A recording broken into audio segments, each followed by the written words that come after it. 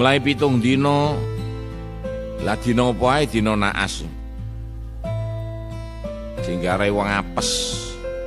Dititeni Gusti Allah nggih apa-apa ketiten.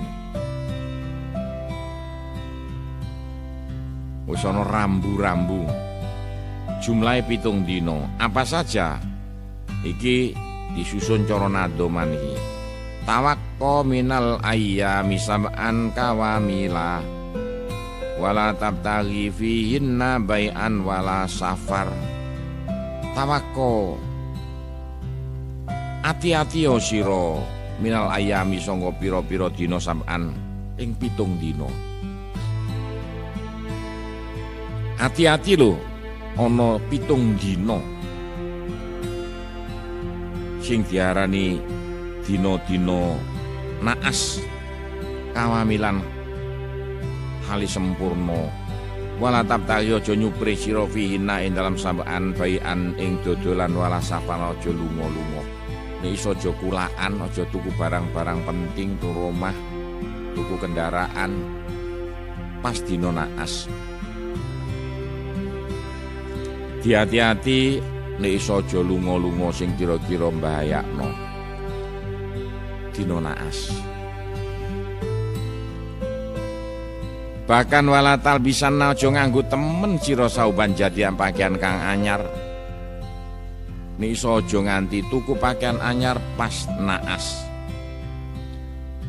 Naas kan niteni sunnatullah. Bahkan nek diseleksi temenan ana naas maneh sing paling angel sortenane iku siji laire siji naasi. Kene sampe nyeleksi temenan. Nek wong laire dina ngene iku biasa naasi ngono, bahkan matine tak titeni padha. Lho aneh maneh. Lair ing alam donya iku rata-rata iku padha nek sak dulure. Lah iki niteni dari Wage Kliwon Legi iku keanehan donya. Padha karo Roh Abajadun cara Arabe, Wage Kliwon Legi itu betul-betul itu luar biasa. Nek gak Gusti Allah sing nurono ring alam donya gak mungkin kok ana Wage Kliwon Legi. Sampai kaya-kaya matine wong konangan dari Wage Kliwon Legi. Yang tahu ya sing gelem mempelajari wong sampeyan iso ngelokno tok. Gak gelem mempelajari kene nyeleksi sampai iso niteni lho ternyata nek wong laire ngene mergawe ngono bangkrut. Wingi ana wong terene mergawene tambak langsung ini metu tak kan sampean tah kadek mergawe tambak kiri semen bener sampean Pak kula pun 6 tahun mangan gak iso gak tahu tambak kula dunung padahal tambak kula apik setengah mati. Angger rugi sampean dilarang keras sampean kadek mergawe tambak lho. Dari mana saya bisa bicara begitu? Niteni sunnatullah Gusti Allah gawe biasa padha lan kena dititeni. Iki yo ngono iku naas. Tapi cara Arab lho kadang-kadang ben Jawa gak padha lho. Jangan dianggap antara no Arab karo no Jawa padha. Soale apa? Soale cara situasi perbintangane iku sinare gak padha. Antara sing nok kencenge Khatul Istiwa, antara sing nok liyane kok kabeh iku menurut peredaran matahari. Dadi nok Jawa sing paling cocok nggunakno cara koyo pas. Wage Kliwon Legi itu pas. Apa itu? Tuku kelambi anyar bega oleh wayah naas. Wakil atan lan piro-piro sauban jadian wakil atan. Doro saiki pepaes filah. Hiasan-hiasan, peparing-peparing.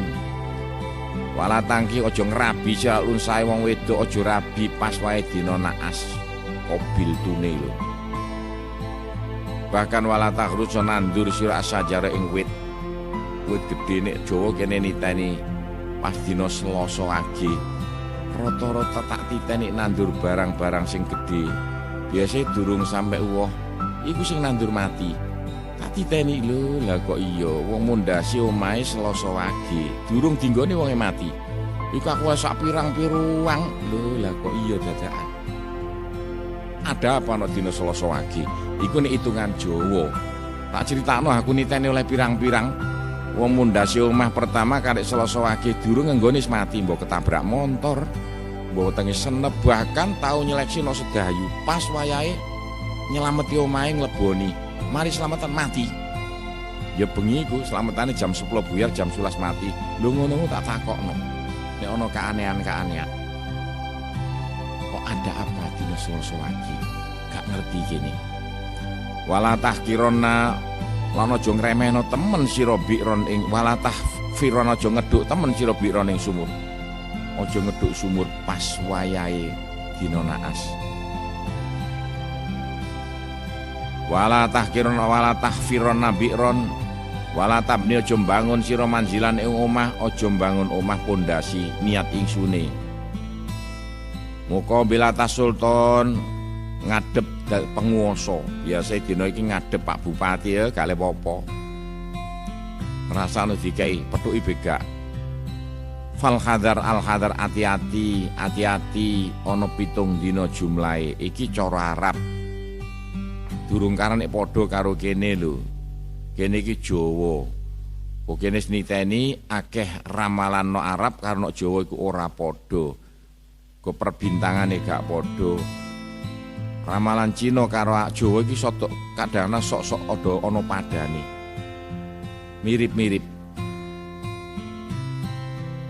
Kapan ae dina naas iku 1 Salasin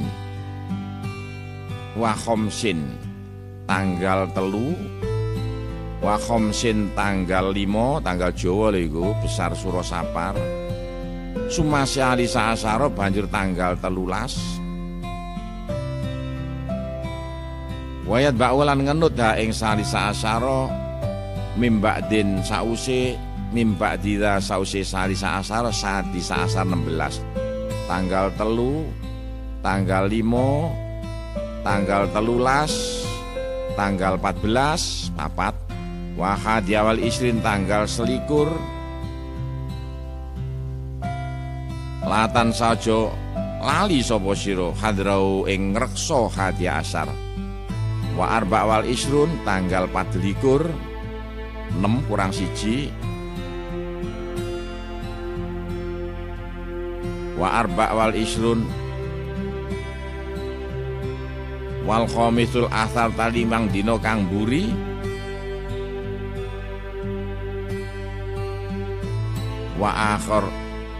Wa akhiru arba lan pungkasane dina Rebu.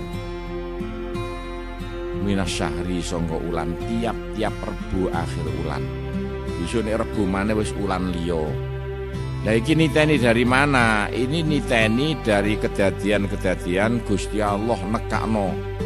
Lah nek donya iku zaman Nabi Nuh iku dina apa tanggal pira? Zaman Nabi Lut tanggal pira? Kedadiane zamane sampai Kanjeng Nabi nalikane perang Badar kok kalah iku pas tanggal pira. Iki ditendani sampai dadi 7 dina naas. Tanggal 3, tanggal 5, tanggal 13, tanggal 16, tanggal 21, tanggal 24 Rebu akhir ulan pas 7 jumlahe.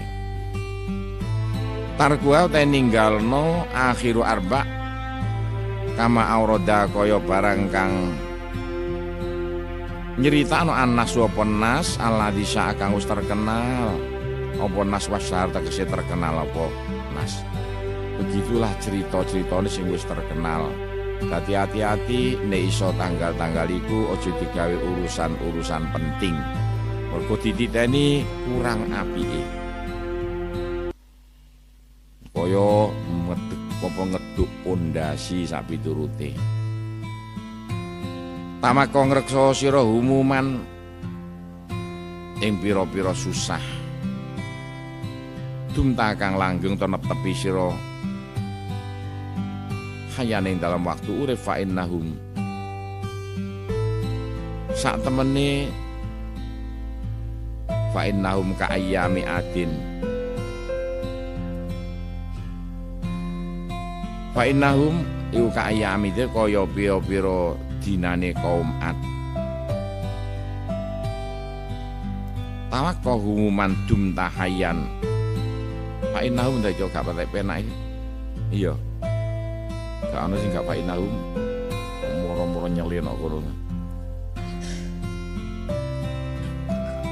Fa innahum ainas para menungso kaayami adin kaya-kaya dinone kaum Ad. Laisa ora ana tambeka tetep apa ayamu Ad wala tadalan ora ninggal apa ayamu Ad. Kaya-kaya dina-dina sing kedadian belahi temurun ring alam donya dititeni dina apa biyen. Lah ternyata lah kok tanggal-tanggal iku konangan. Wis iki perbandingan ae. Aja ke pedoman nemen-nemen. Payam bagi mongko sayukja payat mako ento ngreksa sawal arif wong kang ngerti. Adil ayam iki lah pira-pira dina ati-ati lho dina-dina iku Gusti Allah nggo apa-apa kenek dititeni. Jami al-mizahati ing sekabehaning guyonan-guyonan wal mulaabat lan dolanan-dolanan wal muharabat lan tukaran-tukaran wa khairan liyane kabeh mau biasae nek kapan dina-dina iku dadi gedene. Padu itik-itik dadi gepukan-gepukane. Mergo dinane biasae sampean titen ana geger gendroyo lak dina-dina iku. Tanggal-tanggal iku mau. Kenapa begitu ya Gusti Allah nggih apa-apa kena dititeni kok. Padha. Pakola ngendika lahu maring saksu balik maneh ring gone ratune setan. Sapa Nabi Sulaiman. Alaihi salatu wassalam. Sa'altu takon ingsun ka ing sira billah demi Allah al-azim hal bagia ana to kari minal aryah sanga pira-pira angin-angin jahat saya ana suwi-wiji faqala ngucap sapa syakhsu ya Nabi Allah o Nabi ning Gusti Allah mae iku sartane ingsun aryah utahe pira-pira angin al-ghalidho kang kuasar Allah diahdim kang rusak sapa Allah biha kelawan riyah almadak ning kota-kota wal Quran desa-desa wal jibalan gunung-gunung fi akhir zaman sampai pungkasaning mangsa. Pimpinane petugas-petugas sing nggawa blahi ring alam donya dipethuki Nabi Sulaiman ditakoni. Sampeyan medhun ring alam donya nggawa pemancar-pemancar kejahatan. Apa sampai saiki sik ana zaman Nabi Sulaiman takone. Jawabe Nabi Sulaiman, kula ditugasno Gusti Allah nggawa pemancar-pemancar sing berbahaya. Iso ngetono angin sing iso ngejur gak karuan ring kota-kota, gunung-gunung. Dadi memang Gusti Allah iku nggawe petugas-petugas, termasuk petugas sing bagian nggawa penyakit. Gowo bencana-bencana lain Indonesia iki lho. Saiki mau kena terus-terusan mulai teko tsunami sampai saiki gak ono entek-enteke. Iki nek diseleksi apa sebabnya? Ya sakjane ya ono sebabnya, tapi apa ngomong sungkan kadang-kadang mundhak engko gak bongkar rahasia. Ya sampean tukange ramalan mulai belajaran mesti tahu kenapa Indonesia sampai kejadian begini dan begitu. Wis gak usah diterusno ndak gare mbongkar rahasiane Gusti Allah.